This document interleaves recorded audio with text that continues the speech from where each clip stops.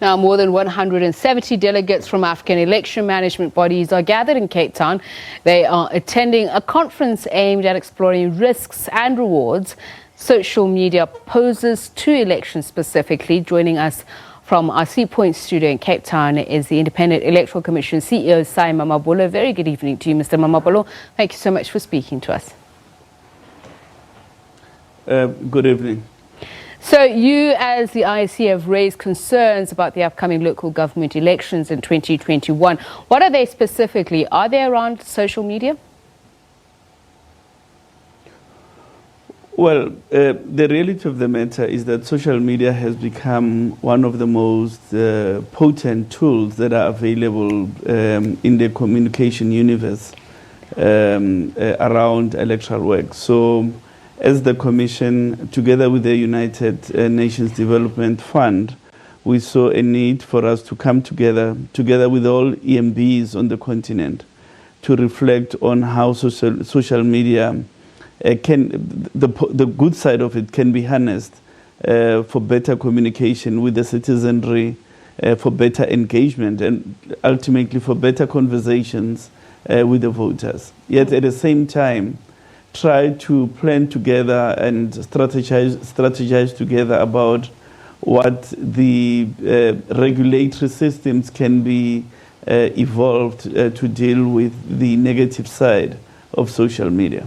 But just judging from the last elections, what experience, what has that experience taught us about the influence that social media has had on election outcomes particularly?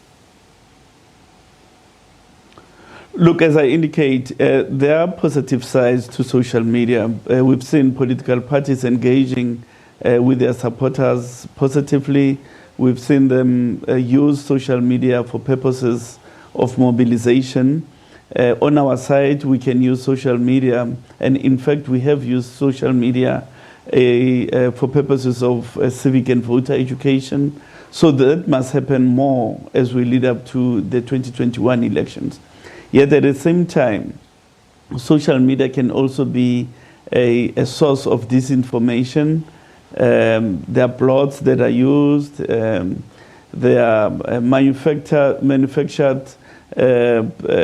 accounts that may be used nefariously for purposes of disinformation, and so on and so on. So we need to build a consciousness about how that can be dealt with, have strategies that election management bodies can use to deal with the negative aspects of social media. But I think ultimately, when all is said and done, we need to have some principles on the use of social media in elections that will bind election management bodies, that will bind governments, that will bind political parties and candidates, and so on. So we are really laying the basis for some continental instrument that can be used to regulate the use of social media around elections. Because I find that in some instances, it's not necessarily deliberate disinformation or misinformation. It's also about how the electoral laws themselves are written, leaving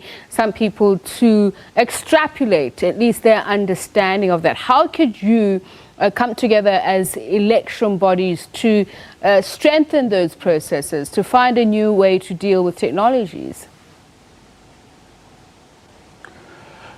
Look, we need not have an aversion to the use of technology. We need not have an aversion to the use of social media. In fact, we should embrace social media because most of our citizens on the continent, especially the younger segment of our populace, are finding their information from social media. It is those are tools of engagement. They are tools of political debates, and they're tools of political conversation. So it's not going to help to have an aversion. What we need to do is harness the good for the good aspects of social media for the benefit of election management bodies on the one hand. Yet on the other hand, have ways of ameliorating, in fact, the negative aspects of social media in particular disinformation, in particular propagation of hate speech and related relative negative uses. Now, this would also require cooperation, participation of all stakeholders. I want to look at African observer missions. So one of the things that have been found is that sometimes they're ill-prepared or they are not as well capacitated. So how do you improve their lot, for instance? Observer missions have got to, in fact, the continent and indeed the world must review how we use observer missions.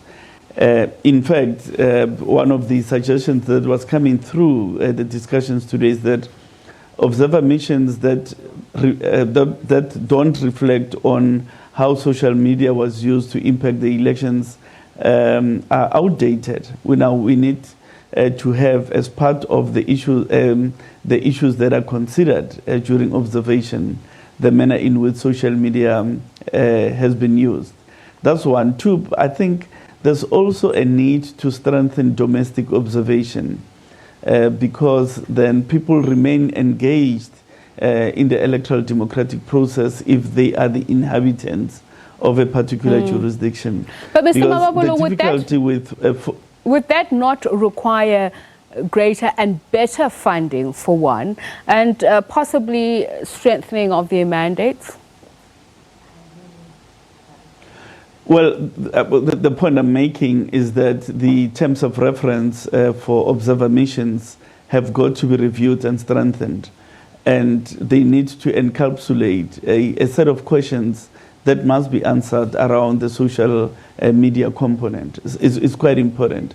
You are right in saying that they need to be better funded because part of the difficulty is that especially the domestic observers are often underfunded and unable to discharge their functions as well as they should for want of good resources. Okay. Thank you so much for speaking to us, Independent Electoral Commission CEO Mamabolo from our Sea Point Studios.